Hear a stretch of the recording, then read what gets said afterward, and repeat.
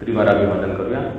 अरहं सम्मा संबुद्धो भगवा बुद्धं भगवन्तं अभिवादेमि।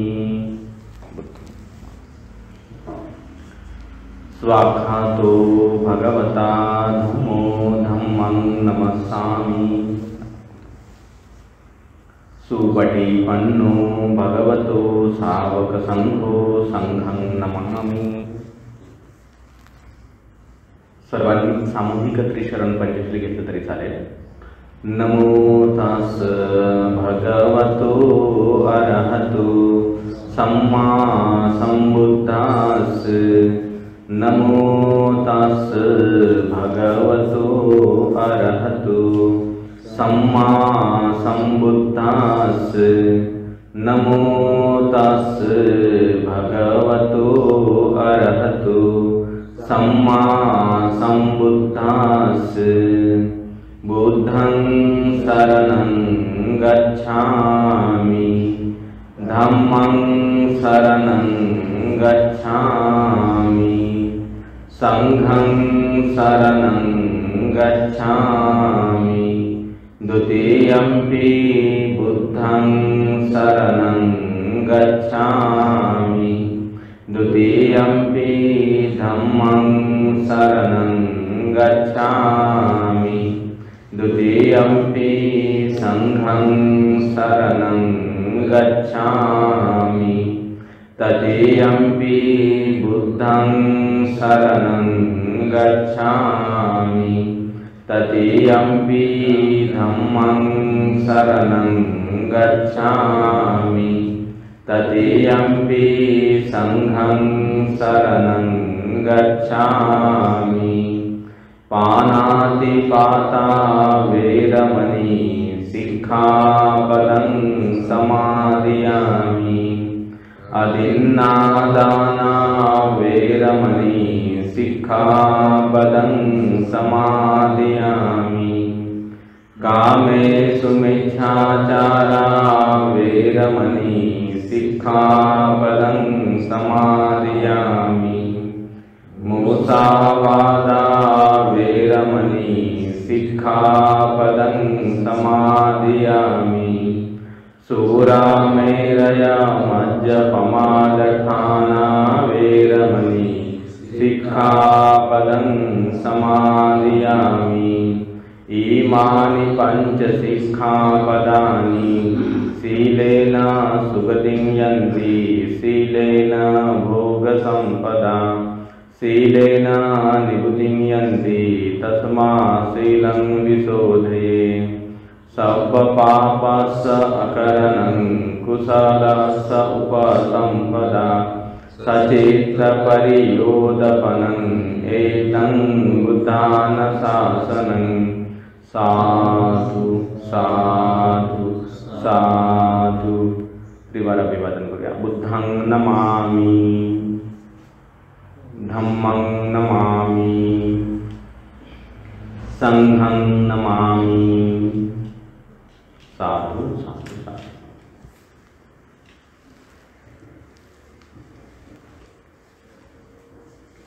तर आजच्या धम्मानुस्मृती एक दिवसीय ध्यान शिबिरामध्ये सर्वच उपासक आणि उपासिका यांचं मनपूर्वक स्वागत आहे। तर आपण मागील महिन्यापासून म्हणजे याच महिन्यापासून केळझर धम्मभूमी या ठिकाणी एक दिवसीय ध्यान शिबिराचा आरंभ केला आहे। मागच्या 3 जानेवारीला आपण बुद्धानुस्मृती या विषयावर आधारित ध्यान प्रशिक्षण घेतलं होतं आणि आपण आजच्या दिवशी धम्मानुस्मृती या विषयावर ध्यान प्रशिक्षण घेत आहात। तर हा जो ध्यान प्रशिक्षणाचा आपला वर्ग आहे तो केळझर धम्मभूमी या ठिकाणी वर्षभरासाठी आपण त्याच्या डेट्स ज्या आहेत किंवा दिनांक आहेत असे ठरवलेले आहेत आणि दर 15 दिवसातून आपला वेगवेगळ्या विषयांवर हा वर्ग राहणार आहे।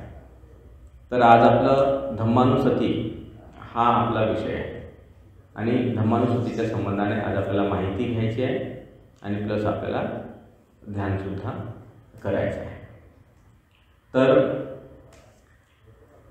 सुरुवात करताना काही महत्त्वाच्या गोष्टी आहेत ज्या आपल्याला या ठिकाणी लक्षात घ्यायच्या आहेत. तर पहिली गोष्ट ही आहे की बुद्धाचा धम्म शिकत असताना त्याचा एक क्रम आहे आणि त्या क्रमाने धम्म शिकणं हे गरजेचं असतं. मग तो क्रम कोणता आहे? तर परियत्ती, पटिपेत्ती आणि पटिवेतन हा त्याचा क्रम आहे धम्म शिकण्याचा. परियत्ती म्हणजे काय? तर परियत्ती म्हणजे भगवान तथागतांनी सांगितलेला उपदेश, भगवान तथागतांनी सांगितलेली शिकवण, त्याला आपण परियत्ती म्हणत असतो. आणि त्यामुळे परियत्ती हा धम्म जो आहे तो खूप मोठा आहे. आजपर्यंत आपल्याला जो भगवान बुद्धांचा धम्म दिसून पडतो किंवा दिसतो तर तो कशामुळे? परियत्तीमुळे. कारण परियत्ती धर्मामुळे भगवान बुद्धाची जी शिकवण आहे ती सुरक्षित राहिलेली आहे. जर परियत्ती धर्म नसते तर भगवंताची शिकवण सुरक्षित ठेवता आली नसती. तर म्हणून धम्म जेव्हा आपल्याला शिकायचं आहे तर भगवंताचं वचन, भगवंताचं बुद्ध वचन हे शिकणं गरजेचं राहते. तर त्याला म्हणतात परियत्ती. मग परियत्तीचे धर्म अनेक आहेत, वेगवेगळ्या पद्धतीचे आहेत. त्यामध्ये सूत्र आहे, विनय आहे, अभिधम्म आहे, किंवा जे आपण परित्राणाच्या गाथा म्हणतो, पूजा वंदनेच्या गाथा म्हणतो, किंवा दान, वंदन, सेवा या अनेक प्रकारचे पुण्यकर्म आहेत. तर त्या सगळ्या गोष्टींमध्ये परियत्ती हा धर्म येतो. परियत्ती म्हणजे भगवान बुद्धाची शिकवण जी अनेक अंगांनी युक्त आहे. परंतु जेव्हा आपण ध्यानाचा अभ्यास करतो किंवा ध्यानाचा विषय लक्षात घेतो तर त्यावेळेस ध्यानाच्या संबंधामध्ये भगवान बुद्धांचे जे सूत्र आहे, भगवंताने जे शिकवलेलं आहे, तर त्याच्या अनुषंगाने परियत्ती हा शब्द आपल्याला उपयोगामध्ये आणायचा असतो. सूत्र अनेक भगवान बुद्धांनी शिकवलेले आहेत, परंतु प्रत्येकच सूत्र ही काही ध्यान पद्धती त्या पद्धतीने शिकवलेले नाहीत. काही सूत्र असे आहेत जे त्या काळाच्या परिस्थितीनुसार सुद्धा शिकवलेले आहेत. जसं काही राजकीय उपदेश पण आहेत, सामाजिक उपदेश आहेत, सांस्कृतिक उपदेश आहेत, किंवा काही विनय शिकवलेले आहेत. म्हणजे भगवान बुद्धांची शिकवण वेगळी वेगळी आहे. जरी परियत्ती असली पण ते ध्यानाच्या क्षेत्रामधली नाही. पण काही काही सूत्र असे आहेत जे स्पेशली ध्यानासाठी शिकवलेले आहेत, ध्यान करण्याच्या पद्धती आहेत त्या, आणि ते खूप आहेत. एक दोन असे नाही, भरपूर आहेत. तर म्हणून ते जे सूत्र आहे, भगवंताचं सूत्र, भगवंताचा उपदेश, भगवंताची शिकवण, ते परियत्ती धर्म आहे. तर आपल्याला ध्यान शिकत असताना आधी परियत्ती धम्म शिकावा लागतो. परियत्ती धम्म एकदा आपल्या लक्षामध्ये आला की मग आपल्याला पुढची पायरी जी आहे ते शिकता येते. परियत्ती धम्म म्हणजे एक बुद्ध वचन जे भगवान बुद्धाने आपल्याला शिकवलेलं आहे. दुसरी गोष्ट कोणती आहे? पटिपत्ती. पटिपत्ती म्हणजे काय? पटिपत्ती म्हणजे प्रॅक्टिस किंवा त्या गोष्टीचं पालन करणे. आता पालन करण्याच्या पण वेगवेगळ्या पद्धती असतात. जसं आता आपण म्हटलं समजा की बाबा दानाबद्दलचा उपदेश एखाद्या भिक्षूने आपल्याला केला, तर ध्यानाबद्दलचा जेव्हा आपण उपदेश भिक्षू करतात तर ते परियत्ती धर्म झाला. परंतु त्याची प्रॅक्टिस कशी करणार मग आपण? त्याची प्रॅक्टिस तर वेगळा विषय आहे. उपदेश करणं म्हणजे पुरेसं नाही, त्याची प्रॅक्टिस पण पाहिजे. मग दान या शब्दाची प्रॅक्टिस कशी करायची? तर यासाठी 3 गोष्टींची गरज पडते. नंबर 1, दान घेणारा व्यक्ती असला पाहिजे. नंबर 2, दान देणारा व्यक्ती असला पाहिजे.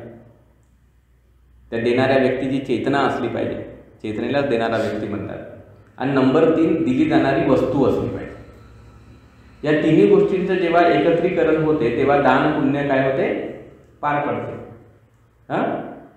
आपल्याला दान देण्याची इच्छा आहे परंतु घेणाराच नसेल तर, आपल्याला दान देण्याची इच्छा आहे पण आपल्याकडे वस्तूच नसेल तर दान पुण्य पार पडेल का?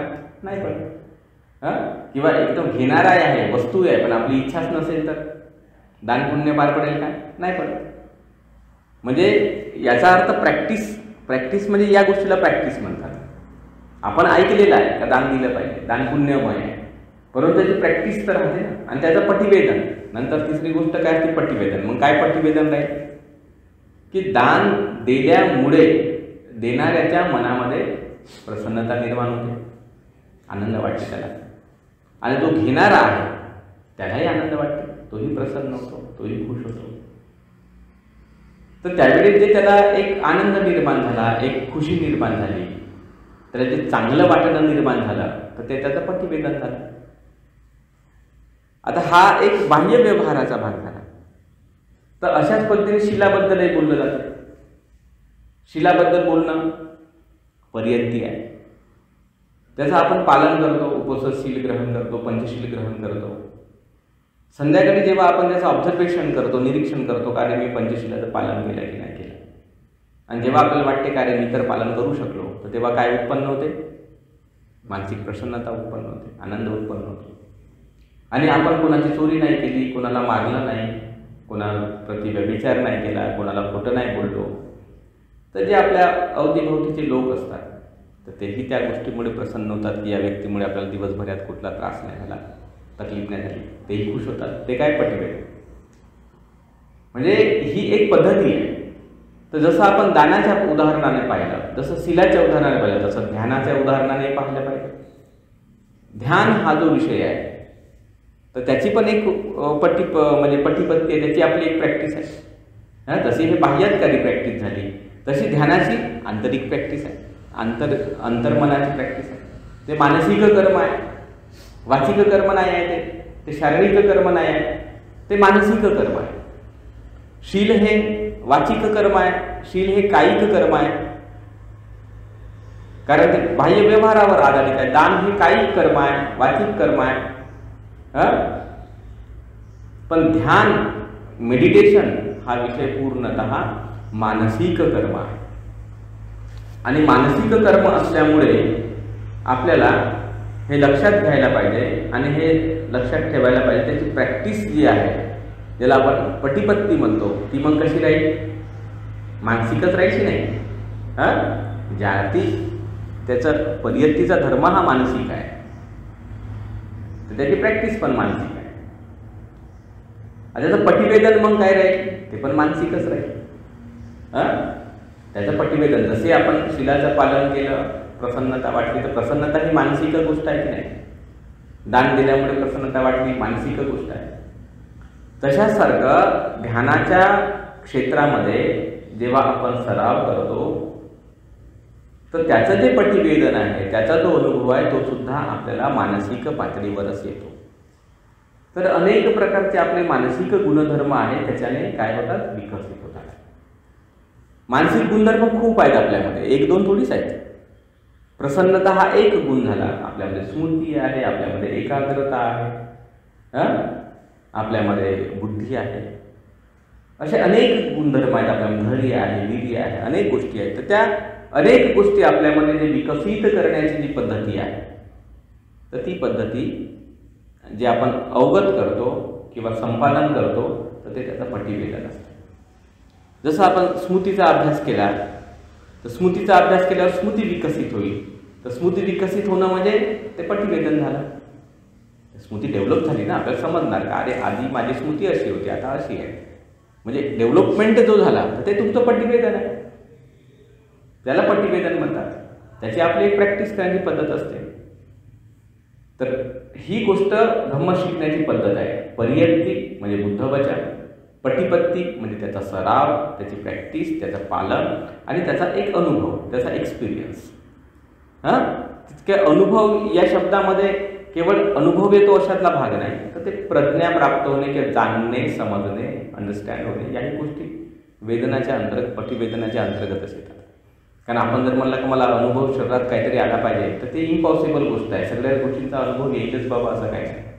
कारण बरेचदा काय होते, स्थूल धातूंचा अनुभव येतो, थंडी वाटली येतो अनुभव, गरमी वाटली येतो अनुभव, नाही का, कुठे काही रुतलं अनुभव येतो. पण हे धर्म सूक्ष्म असतात ना, त्याचा थोडीच अनुभव येणार आहे. तो जो धर्म म्हणजे अतिशय सूक्ष्म असतात, तर त्याचा नाही अनुभव येत लवकर. म्हणजे आता अनुभव नाही आला म्हणजे ती गोष्ट नाही असं नाही. ते आकलनाशी संबंधित आहे. अंडरस्टँडिंग, बुद्धी, प्रज्ञा या गोष्टी विकसित संबंधित आहे. तर ते जे प्रज्ञा विकसित होते आपल्यामध्ये, तर ते त्याचं पटीविधान असते. तर आता हे लक्षात ठेवायचं आपण की जेव्हा आपल्याला धम्म शिकायचं आहे तर आपल्याला 3 प्रकारच्या ज्या स्टेजेस आहेत त्याच्यानुसार तो शिकायचा आहे. पर्यंती, पटिपत्ती, पटिवेदन. तर हे एकदम लक्षात ठेवायचं आपण की कुठली एक थिअरी असते, त्याची प्रॅक्टिस असते आणि त्याचा आपला एक्सपिरियन्स किंवा त्याचा आपला विस्डम, ज्याला आपण विस्डम म्हणतो, एक्सपिरियन्स किंवा विस्डम, दोनपैकी कुठलीही गोष्ट आपण त्याच्याने संपादन करतो. तर ही एक शिकण्याची पद्धत असते.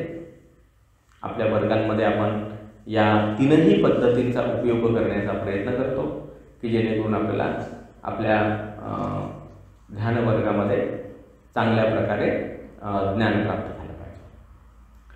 आता दुसरा मुद्दा आहे या ठिकाणी. हा एक पहिला मुद्दा झाला. दुसरा मुद्दा म्हणजे कोणता की भगवान तथागतांनी काय सांगितलेलं आहे, धम्मं कायेन पश्यति. भगवंताचं काय वचन आहे, धम्मं कायेन पश्यति. अतिशय महत्त्वाचं वचन आहे भगवान बुद्धाचं. तर हे वचन भगवान बुद्धांनी का वापरलं असेल, कारण भगवान बुद्धांचा जो धम्म हा जो शब्द आहे तर तो मनाचा विषय आहे. कशाचा विषय आहे तो मनाचा विषय आहे.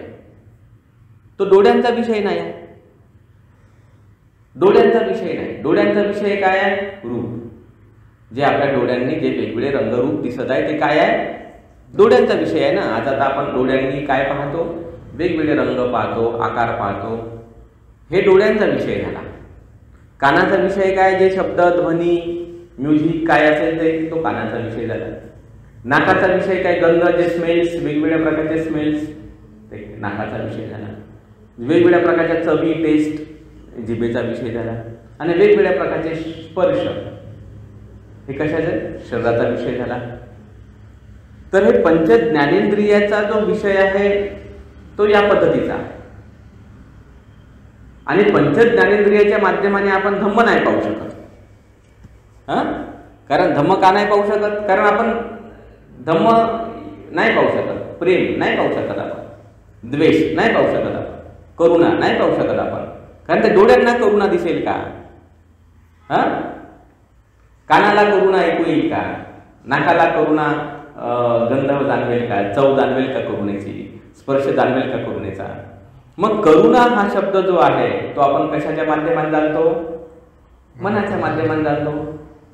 द्वेष कशाच्या माध्यमाने जाणतो, मनाच्या माध्यमाने जाणतो. म्हणजे म्हणून त्याला काय म्हटलेलं आहे, धम्मं कायेन पश्यति.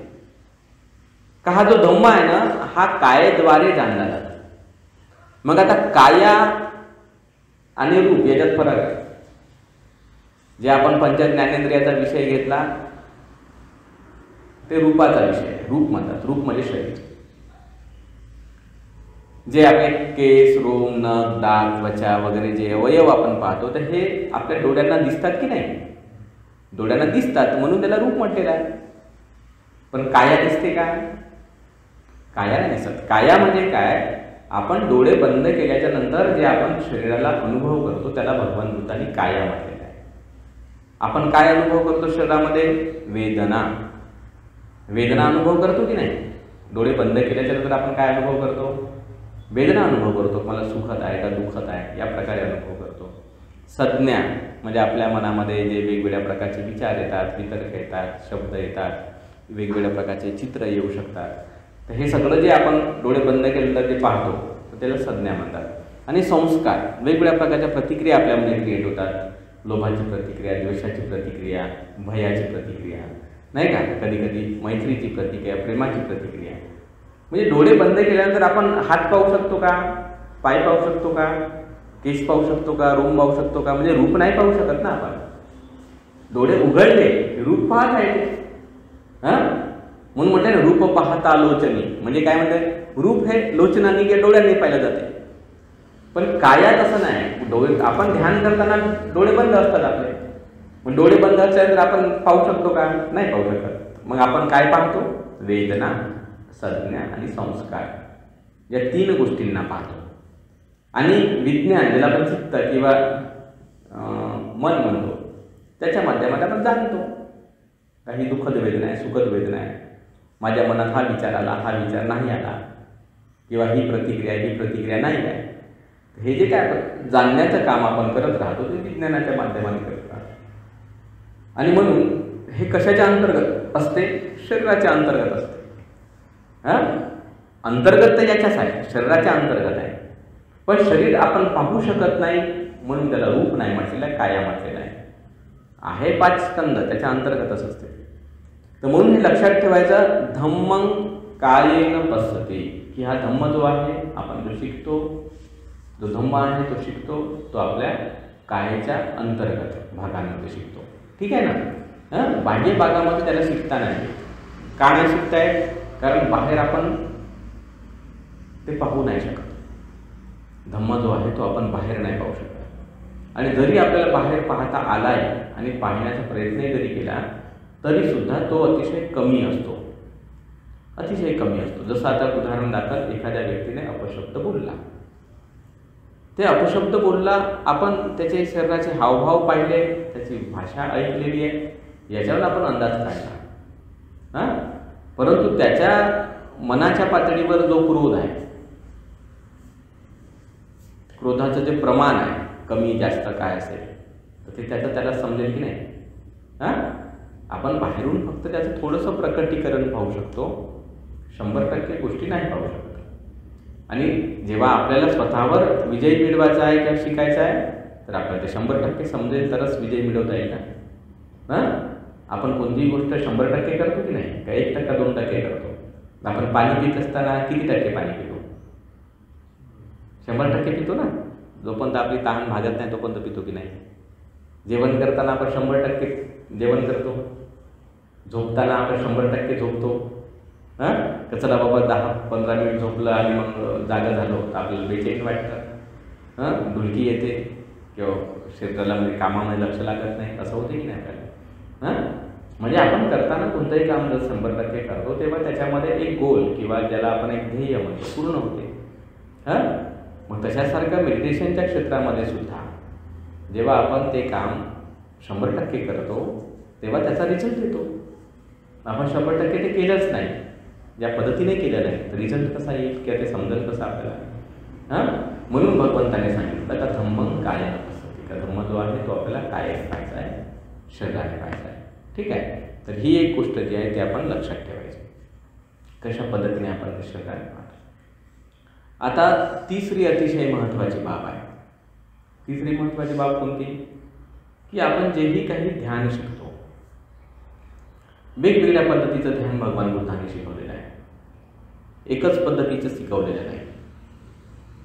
आता आपल्याकडे सध्या विपස්සना ध्यान हे अतिशय प्रसिद्ध आहे, कारण त्याचे मोठमोठे शिबिर होतात, त्यांची ॲडव्हर्टायझिंगमेंट चांगलं आहे आणि त्यांच्यामध्ये काम करणाऱ्या लोकांची संख्याही खूप जास्त आहे. त्याच्यामुळे ते जनमानसामध्ये प्रचलित आहे. आणि विशेष म्हणजे त्याचा कालावधीही खूप मोठा झाला. 1970 पासून तर 2020 म्हणलं तरी 50-55 वर्षाचा कालावधी झालेला. त्याच्यामुळे एवढ्या प्रदीर्घ कालावधीमध्ये जनमानसापर्यंत ती गोष्ट पोहोचलेली. परंतु भगवान बुद्धाच्या ज्या बाकीच्या मेडिटेशन टेक्निक्स आहेत, जसं बुद्धानुसती, धम्मानुसती किंवा बाकीच्या आपण जे शिकवलं, तर त्याचा प्रचार प्रसार तेवढा आहे नाही. लोकांना त्याच्याबद्दलची नावही माहीत नाही. आता नावच माहीत नसल्यामुळे लोकांच्या मनामध्ये अशी इच्छाही उत्पन्न होत नाही का शिकण्याची, असा तो विषय आहे. पण सुरुवात कुठून नाही कुठून करावीच लागत असते. सुरुवात केल्याशिवाय तर लोकांपर्यंत गोष्टी पोहोचणार नाहीत. तर ज्या काही ध्यान पद्धती भगवान बुद्धाने शिकवलेल्या आहेत, मग ते समत भावनेच्या अंतर्गत असो, विपස්සना भावनेच्या अंतर्गत असो, ज्या काही शिकवलेल्या आहेत भरपूर आहेत, विविध आहेत. कशासाठी शिकवल्या याचं उत्तर आपल्याला असलं पाहिजे माहिती. का आपण जे ध्यान करतो ते कशासाठी करतो? तर त्यामध्ये प्रामुख्याने ध्यान हा जो शब्द आहे त्याच्यामध्ये 2 गोष्टी लक्षात ठेवायच्या असतात. कोणत्या 2 गोष्टी लक्षात ठेवायच्या? तर नंबर 1, ज्याला भगवान तथागतांनी मिथ्या समाधी आणि सम्यक समाधी असा शब्द वापरला. ठीक आहे. आता त्रिपिटकामध्ये काय होते, समाधी हा एकच शब्द वापरला जातो, मिथ्या समाधी शब्द वापरला जात नाही. आणि जेव्हा जेव्हा समाधी हा शब्द वापरला जातो तेव्हा तेव्हा तो सम्यक समाधी हा त्याचा अर्थ राहतो त्रिपिटकामध्ये. पण जेव्हा भगवान तथागताला मिथ्या समाधीबद्दल बोलायचं आहे तेव्हा ते स्पेशली मिथ्या समाधी असा शब्दप्रयोग वापरला जातो त्रिपिटकात. पण जेव्हा मिथ्या समाधी हा शब्द वापरलेला नसेल आणि केवळ समाधी शब्द वापरला असेल तर त्याचा अर्थ सम्यक समाधी असा होतो. कारण प्रत्येक वेळी सम्यक हा शब्द जोडलेला नाही. कारण मिथ्या समाधीबद्दल कधी कधीच भगवान बुद्ध बोलले, परंतु समाधीबद्दल सम्यक समाधीबद्दल नेहमीच बोलले. मग प्रत्येक वेळी सम्यक समाधी म्हणतील का? त्याच्यामुळे समाधी हा एकच शब्द वापरला. मग आता आपल्याला तो फरक समजला पाहिजे का मिथ्या समाधी कोणती होय आणि सम्यक समाधी कोणती होय. तर याच्यामधला फरक अतिशय सोपा आहे. मिथ्या समाधीचा अर्थ ज्या समाधीमुळे किंवा ज्या एकाग्रतेमुळे म्हणा किंवा मानसिक प्रक्रियेमुळे आपल्यातील निवरण धर्म नष्ट होत नाहीत त्याला मिथ्या समाधी म्हणतात. मग निवरण धर्म म्हणजे कोणते? कामछंद हा निवरण धर्म आहे. व्यापार किंवा द्वेष हा निवरण धर्म आहे. तर हे निवरण धर्म आहे. कामछंद झाला, व्यापार झाला, हे निवरण धर्म आहे. तर हे जे काही निवरण धर्म आहेत दूर होत नाही. एक सेकंद.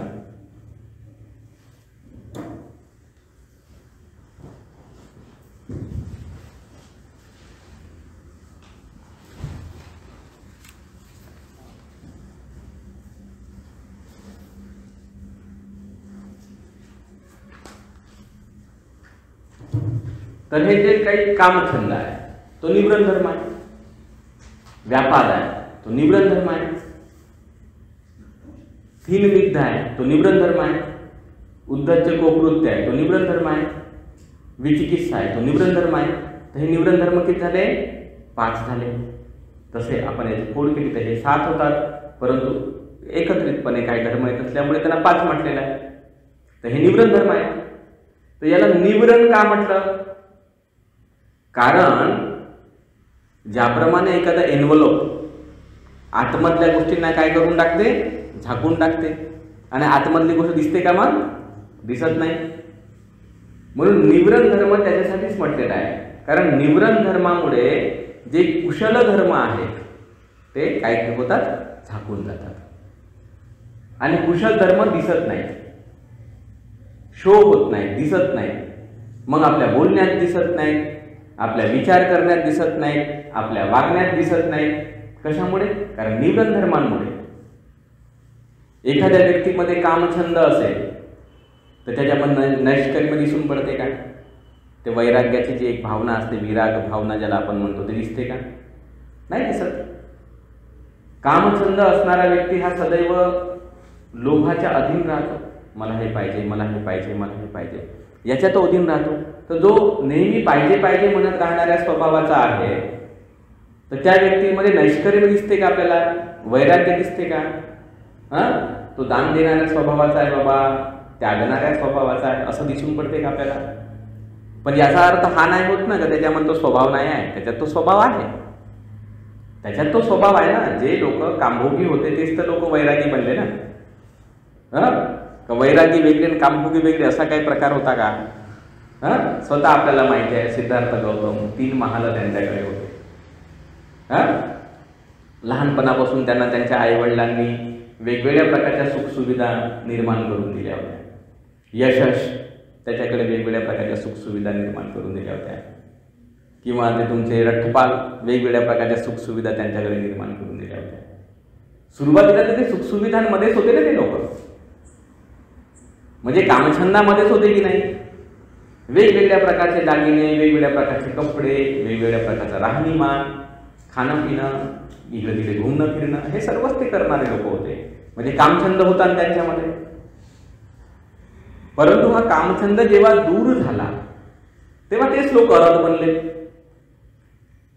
तेच अरहतांपैकी एक ठरले, महान लोकांपैकी एक ठरले. हा फरक आहे. म्हणजे निवरण या शब्दाचा अर्थ हा होतो की निवरणांमुळे काय होते? झाकलं जाते सत्य किंवा कुशल धर्म झाकले जाते, म्हणतात निवरण. मिथ्या समाधी काय करते? मिथ्या समाधी या निवरण धर्मांना दूर करत नाही, म्हणून त्याला मिथ्या म्हटलेलं आहे. जसं उदाहरण दाखल आता सध्याच्या काळामध्ये भारत देश हा योगासनाचा मोठा प्रचार आणि प्रसार आहे. योगा इंडस्ट्री ही जगातली अब्जाधीश किंवा अब्ज रुपयाची उलाढाल करणारी एक इंडस्ट्री बनलेली आहे. योग पद्धती तुम्ही कुठेही जा, तुम्हाला योगासनाचे क्लासेस कोणत्या नाही कोणत्या ठिकाणी होताना दिसतात. आता योगा करलेला माणूस त्याच्यामध्ये तो योगा करतो, स्वतःच्या शरीराला लवचिक बनवतो, चांगला बनवतो, चांगली बाब आहे. नंतर त्यांचा प्राणायाम राहतो, नंतर शवासन वगैरे राहते. म्हणजे ज्याला आपण मेडिटेशन म्हणतो, ज्याला आपण ध्यान म्हणतो, ते त्या ठिकाणी शिकवलं जाते की नाही? तिथे लिहून काय राहते वाक्य? योग अँड मेडिटेशन राहते की नाही? असं वाक्य लिहून योग आणि प्राणायाम असं राहते की नाही वाक्य लिहून? मग लोकांना काय वाटते की अरे ध्यान शिकणे म्हणजे काय करणे? योगा आणि योगाचा वर्ग लावणे. मग लोक विचार करतात की मी योगाच्या क्लासमध्ये जातो म्हणजे मी ध्यान करतो, परंतु ते मिथ्या समाधी आहे. कशामुळे मिथ्या समाधी आहे? कारण तुम्ही कितीही घरी प्राणायाम केला तर त्याच्यामुळे काय होईल? तुमची जी प्राणिक शक्ती आहे, प्राण म्हणजे वायू, प्राण या शब्दाचा अर्थ होतो वायू.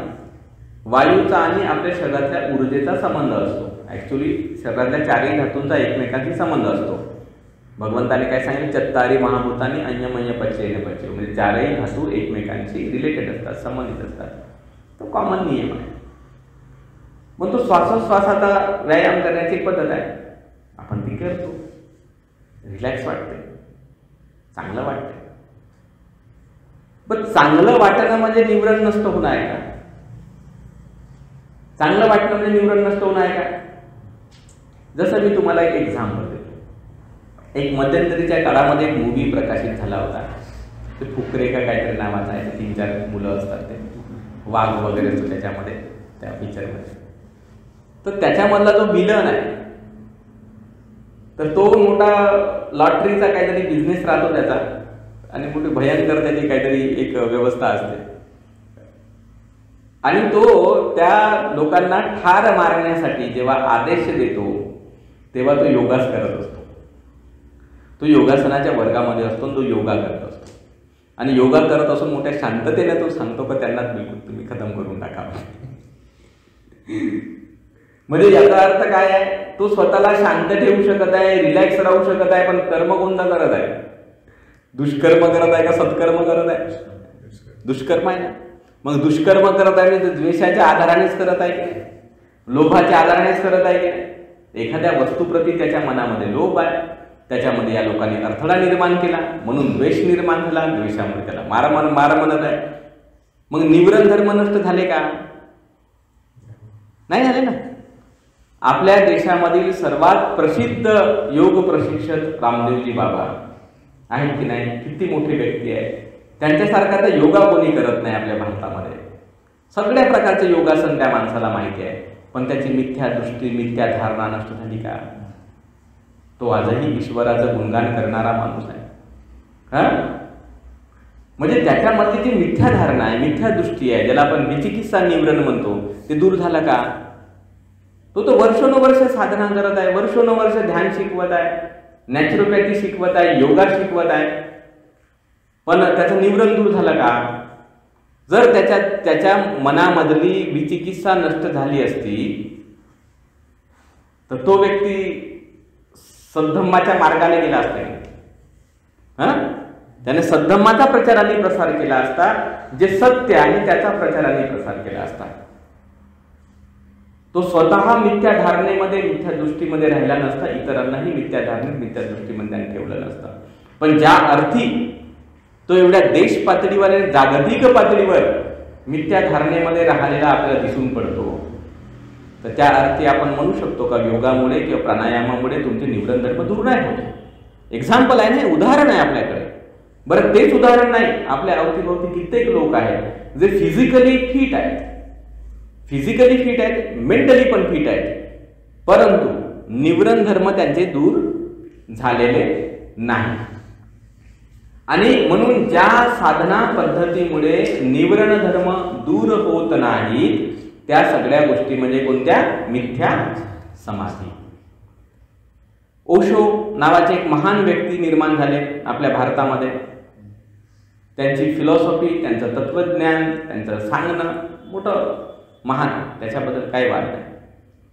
परंतु त्यांच्या कम्युनमध्ये जर तुम्ही जाऊन जर पाहिलं प्रॅक्टिकली, आम्ही पुण्याला राहिलो, कोरेगाव पार्कच्या जवळच आमचं मुंडव्याचं बुद्ध विहार होतं. तर आम्ही दर आठवड्याला 15 दिवसाला आम्ही कम्युनमध्ये जायचो पुस्तकं घेण्यासाठी ओशोंची. कारण विद्वान माणूस आणि एकदम त्यांची शैली लिहिण्याची म्हणजे बोलण्याची वगैरे एकदम प्रभावित करणारी. आता आम्हाला छंद होता. माझ्याकडे कमीत कमी कपाटभर पुस्तकं त्यांची ओशोंची आहेत वेगवेगळ्या विषयांवरची. पण आम्ही ॲक्च्युअलमध्ये, ठीक आहे, तो माणूस त्याच्या ठिकाणी महान होता, त्याच्याबद्दल काही वाद नाही. परंतु शिष्यमंडळी महान पाहिजे ना. तो एकटाच माणूस महान राहून काय फायदा? भगवान बुद्ध एकटेच महान होते का? अरे त्यांचे शिष्यही महानच होते ना. आजही शिष्य महानच आहेत ना. कारण शिकवण भगवान बुद्धाची तशी असल्यामुळे शिष्य पण त्या प्रकारचे बनले. शिकवण जर बरोबर कन्फ्यूज करणारी राहिली तर शिष्यांना सुद्धा एक प्रकारचं कन्फ्युजनच प्राप्त होते. तर त्या ठिकाणी कम्युनमध्ये बहुतांश महिला आणि बहुतांश पुरुष हे व्यसनाधीन आहेत. सिगरेट पिणारे किंवा अन्य प्रकारचा हुक्का पिक्का नावाचा प्रकार आहे तो पिणारे, आणि त्याच्यामध्ये बरेचसे व्यभिचारी टाईपचे पण लोक आहेत. बघ, तुम्ही समाधी करता, ते काय म्हणतात, नाही आता ध्यानाचा वर्ग आहे, तुम्ही ध्यान केलं, बरोबर आहे, ध्यान केलं, पण तुम्हाला तुमच्या विकारांना जिंकता आलं का? हा महत्वाचा विषय आहे ना. जर तुम्ही तुमच्या विकारांना त्या ध्यानाच्या माध्यमाने जिंकू शकत नसाल तर ते ध्यान मिथ्या आहे की नाही, चुकीचं आहे की नाही, खराब आहे की नाही, हा त्याचा अर्थ आहे. अनेक लोक आहेत असे, अनेक प्रकारच्या ध्यान पद्धती असतात जे आपल्याला शिकवतात. वेगवेगळ्या प्रकारच्या ध्यान पद्धती आपल्या युट्यूबच्या चॅनलवर वेगवेगळ्या प्रकारच्या ध्यान पद्धती लोक शिकवतात. वेगवेगळे मोठे मोठे शिबिरे लागतात ध्यान पद्धतीचे. तर आपण पहिलंच प्रश्न स्वतःला विचारला पाहिजे की या ध्यान पद्धतीमुळे निवरण धर्म दूर होतात की होत नाही. आणि जर निवरण धर्म दूर होत असतील तर चांगली बाब आहे, आणि निवरण धर्म दूर नसतील होत तर मग ते मिथ्या समाधी आहे. लक्षात ठेवायचं, मिथ्या समाधी म्हणजे काय? ज्या ध्यान पद्धतीमुळे निवरण धर्म दूर होत नाही, नष्ट होत नाही, ते प्रत्येक ध्यान पद्धती मिथ्या समाधी आहे. मग ते किती मोठा माणूस शिकवतोय त्याला काही फरक नाही पडत, पण ते मिथ्या असते. कारण काय? निवरण धर्म त्याच्याने दूर नाही होत. स्वतः निवरण धर्मामध्ये लोक गुंतून पडलेले असतात, गुंतून गेलेले असतात, आणि ते काय शुद्धीचा मार्ग शिकवतील ते म्हणतात. ते फक्त आपल्यासारख्या सामान्य जनतेला बेवकूफ बनवतात. मुक्तीचा आम्हाला अनुभव झाला म्हणतात. बिलकुल त्यांना अनुभव झालेला नसतो मुक्तीचा, बिलकुल अनुभव झालेला नसतो. एक ओशोंच्या जीवनावर आधारित एक पुस्तक लिहिलेले आहे, डोंट किल हिम नावाचे. ते सहज तुम्हाला अवेलेबल होते अमेझॉनला. डोंट किल हिम चांगली पुस्तक आहे, महत्वाची पुस्तक आहे. पण त्या पुस्तकामध्ये काही उल्लेख अशा पद्धतीचे आढळतात ज्यामध्ये स्पष्ट त्या बाईने लिहिलेलं आहे की जेव्हा ओशोला दान करणारे लोक जे होते आणि ते दान दिल्यामुळे, सातत्याने मदत केल्यामुळे जेव्हा ते गरीब व्हायचे, कारण शेवटी संपत्ती तर नष्ट होणारी असते, गरीब व्हायचे, तर गरीब झाल्यानंतर ओशो त्यांच्याकडे दुर्लक्ष करायचे किंवा कुठल्या तरी केसमध्ये किंवा कुठल्या तरी याच्यामध्ये त्याला लटकवून टाकायचे.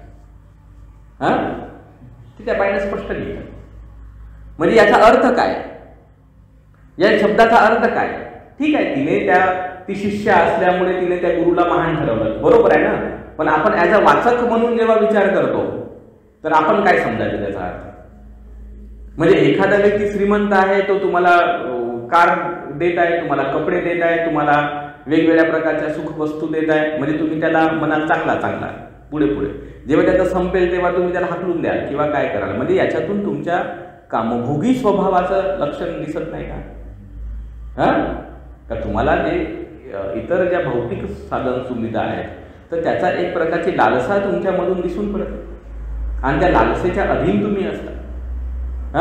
मग जो व्यक्ती त्या लालसेच्या अधीन राहते तर त्याने आपला कामछंद दूर केला असं म्हणता येईल का? स्वतः भगवान तथागत एवढे मोठे राजपुत्र होते, पण आयुष्यभर त्यांनी 8 शिलांचं पालन केलं, 10 शिलांचं केलं की नाही? सातत्याने शिलाचं पालन केलं. ते त्यावेळेस तर भगवान बुद्ध म्हणले असते का मी तर गुरु आहो बाबा, मी तर शास्त्र आहो, माझ्यासाठी वेगळे नियम, भिक्षूंसाठी वेगळे नियम, जमलं असतं ना, कोण त्यांना म्हणले असतं? तसं नाही. पण कसं केलं का? जो विकाल भोजन वेर मणीचा नियम भगवान बुद्धाने स्वतःला लावून घेतला तोच नियम भिक्षूंना लावून घेतला. जो 3 चिवराचा नियम भगवंताने स्वतःला लावून घेतला तोच नियम भिक्षूंना लावून घेतला. म्हणजे एक समानता दिसते की नाही? म्हणजे त्याच्यातून हे दिसून पडते का या व्यक्तीमध्ये कामछंद नावाची गोष्ट नाही आहे. हा कुठल्याही कामनांच्या मागे धावणारा व्यक्ती नाही, ना भगवान बुद्ध ना भगवान बुद्धाचे शिष्य. बरोबर आहे का नाही? आणि म्हणून आजही आपण पहा 2000-2500 वर्षापेक्षा जास्त काळ लोटला, पण आजही एखादा भिक्षू एखाद्या कामभोगाच्या अधीन जात असेल तर आपण त्याची निंदा करतो की नाही?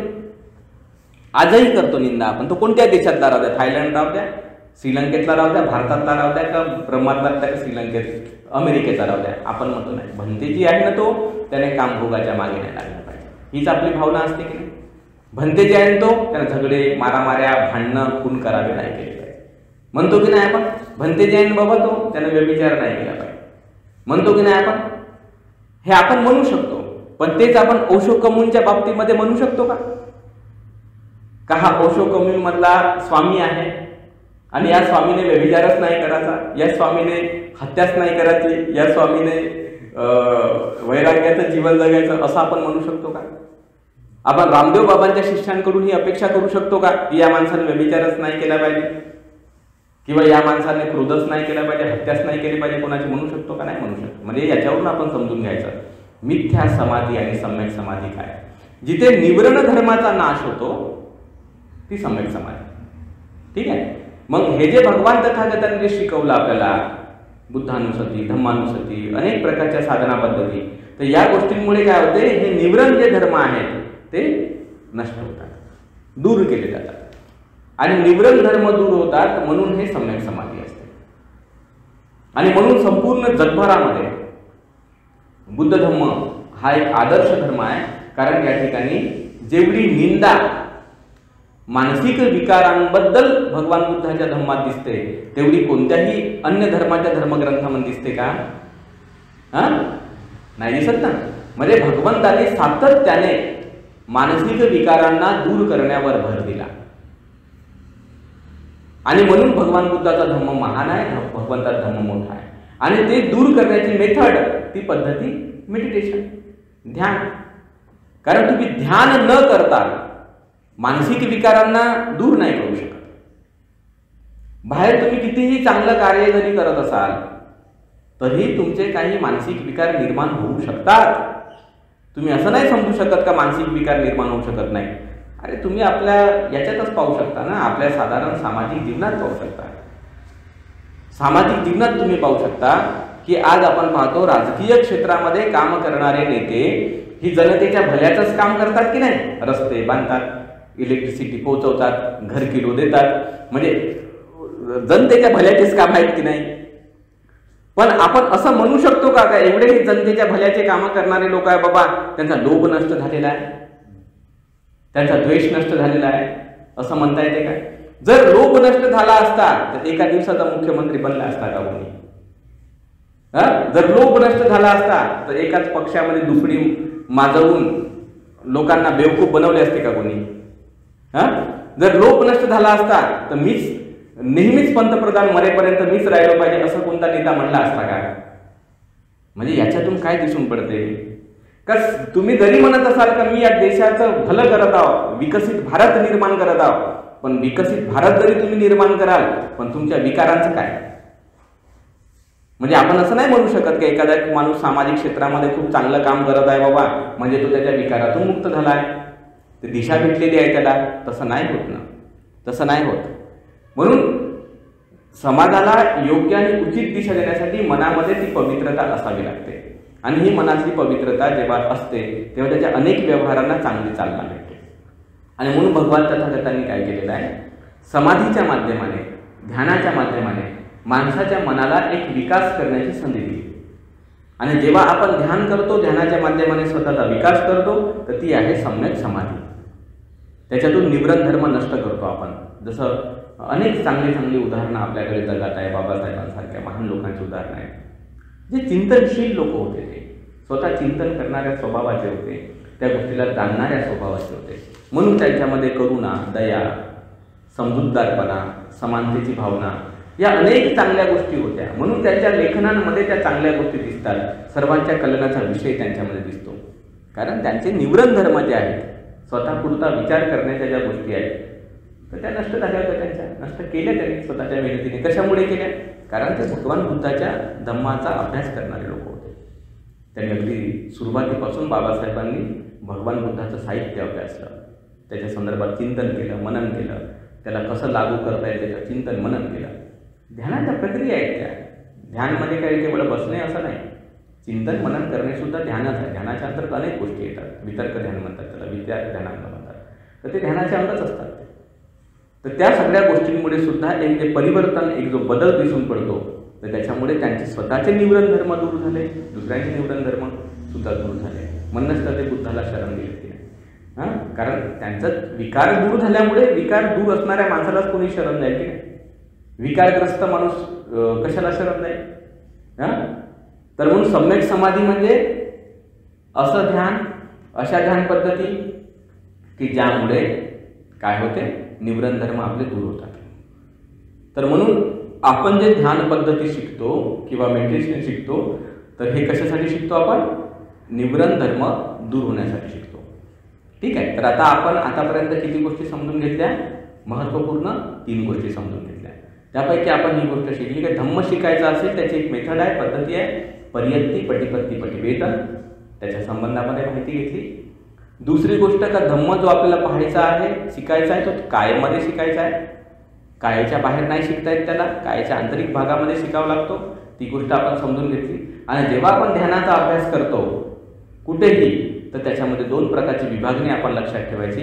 एक म्हणजे मिथ्या समाधी आणि दुसरं म्हणजे सम्यक समाधी. मिथ्या समाधीमध्ये निवृत्त धर्म नष्ट होत नाही, ते फक्त दबले जातात, थोड्या वेळासाठी दबले जातात. जसं तुरटी फिरवल्यावर पाण्याचा गाळ थोड्याशा वेळ बसतो, पण एखादी खडा पडला का तो गाळ तसा तसा बाहेर येतो. तसा का निवृत्त धर्म हे दबतात काही काळापुरते, पण जशी इव्हेंट, घटना, काही असा प्रकार घडला की तो पूर्ण विकार ते आहे ते उफाळून येतात आणि तो माणूस तसा तसा खराब बनून जातो. म्हणजे ते कशामुळे निवृत्त नष्ट नाही होत ना, ते राहतात, फक्त दबून राहतात, छुप्या परिस्थितीमध्ये राहतात. तर ते मिथ्या समाधी. सम्यक समाधी म्हणजे कोणती? जिथे निवृत्त धर्म क्रमाक्रमाने नष्ट केले जातात आणि ते पूर्णतः नष्ट होऊन जातात. मन शुद्ध होते, ज्याला भगवंताने म्हणलं सचित्त परियोदपनम, नाही का? की आपलं चित्त, आपलं मन कसं होते? शुद्ध होते, पवित्र होते. कशापासून पवित्र होते? निवृत्त धर्मांपासून पवित्र होते. या चित्ताच्या, मनाच्या क्लेशापासून, विकारापासून ते पवित्र होते. हेच बुद्धाचं सांगणं आहे. तर ते सम्यक समाधी. ठीक आहे. तर या पद्धतीने आपण या गोष्टी लक्षात घ्यायच्या आहेत आणि याच्यानुसार आपल्याला ध्यानामध्ये आपली प्रगती करायची आहे. तर या ठिकाणी आपण जे प्रास्ताविकपर आपलं प्रवचन होतं किंवा ध्यानाच्या संदर्भात सांगणं होतं, तर ते आपण या ठिकाणी सांगितलेलं आहे. तर आपण थोड्या वेळ 2-5 मिनिट या ठिकाणी विश्रांती घेऊया आणि नंतर आपण धम्मानुसती हा जो आपला विषय आहे, तर धम्मानुसतीच्या विषयाच्या संबंधाने आपल्याला माहिती घ्यायची आहे. म्हणजे सांगितल्याप्रमाणे परियत्ती, आणि माहिती घेतल्यानंतर मग आपल्याला काही तासपर्यंत त्याच्यावर प्रॅक्टिस करायचे, ध्यान करायचं आहे. ठीक आहे. तर या ठिकाणी आपण थोड्या वेळाची विश्रांती करूया.